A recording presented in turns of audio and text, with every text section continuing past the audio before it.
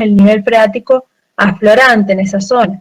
Entonces la gente ha estado construyendo y se sigue construyendo sin tener en cuenta este efecto. El día de mañana, cuando venga épocas húmedas, que esperemos que así sea y que podamos tener agua sin ningún tipo de preocupación como estamos teniendo hoy por hoy, el nivel freático asciende y ¿qué pasa con esas casas? ¿Bien? Entonces, si a ustedes les llega algún cálculo, una casa, que es lo más habitual que hay hoy por hoy en esa zona, ustedes sepan que el día de mañana ese nivel freático puede subir. Entonces, ¿cómo lo mitigo? Y bueno, o hago ahora un terraplén, o también puedo tener en cuenta este efecto de esta manera y decirle al propietario, mirá, se las bases un poquito más grandes y después la casa no se te va a caer, no se te va a hundir. Sí se te puede empantanar un poco y vas a tener problemas de humedad, pero no se te va a hundir. ¿Bien? Entonces, esto un poco para que lo tengan en cuenta, lo consideren y lo puedan llegar a analizar. Esa es la idea del ejercicio número 1. Hacer un análisis comparativo de algunas variables que están involucradas en lo que es la determinación de la capacidad de carga.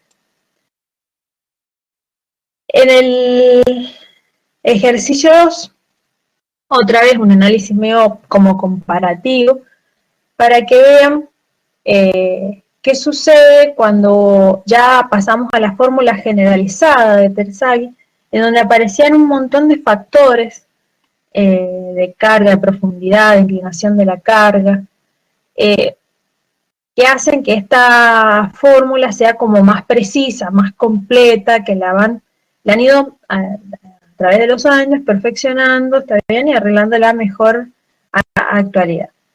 Entonces, ver cuál es el efecto de estos parámetros. Entonces, la idea es que primero calculen la capacidad de carga. Una vez más, les doy la geometría de la base, les doy las características del suelo y la posición del nivel freático para que lo tengan en cuenta. Bien, eso es importante cada vez que hagan una base, primero preguntar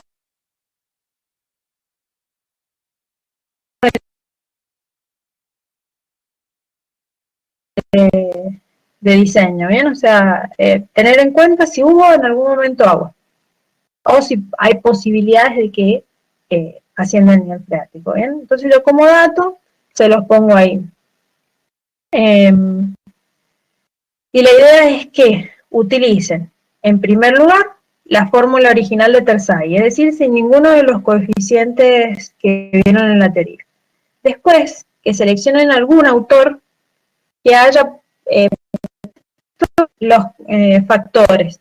Traten de buscar un único autor que tenga los factores, o sea, la cantidad de factores más completa. ¿Bien? Puede ser Meyerhoff, Bessick, Hassen. ¿Está bien? Alguno de esos los tienen en la teoría, el profesor se los ha dado, así que no es problema, los van a conseguir.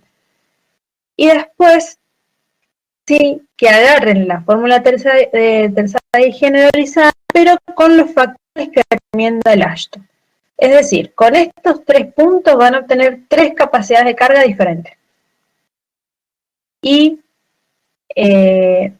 me gustaría también que hagan una comparación. ¿Cuál es más conservador? ¿Cuál les resulta como excesivo o no? Eso que formulen algún tipo de crítica al respecto. ¿Bien? Y eso también les va a servir de decir, bueno, ¿cuál me conviene utilizar cuando tengo bien estudiado el suelo, cuando no lo tengo muy bien estudiado? Eso es un poco la idea. Bueno, y acá, bueno, esta es la fórmula generalizada de un poco lo que les decía, los factores de capacidad de carga que teníamos, el factor de forma, de profundidad e inclinación de la carga. Entonces, determinando todo esto, el primer punto es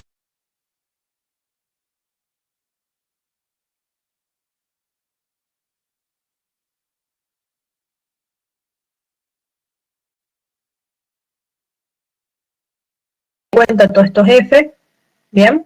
Y después sí calculen estos F con un solo autor y después con el Ashton. Y así pueden hacer la comparación comparativamente. ¿Puedes repetirlo, no? Disculpe que no lo escuché. Sí, que la idea es que simplemente calculen con la misma fórmula, calculen para los factores de un solo autor, ¿bien? De Basic, de Meyerhoff, cualquiera que encuentren en la bibliografía, pero que sea un único autor.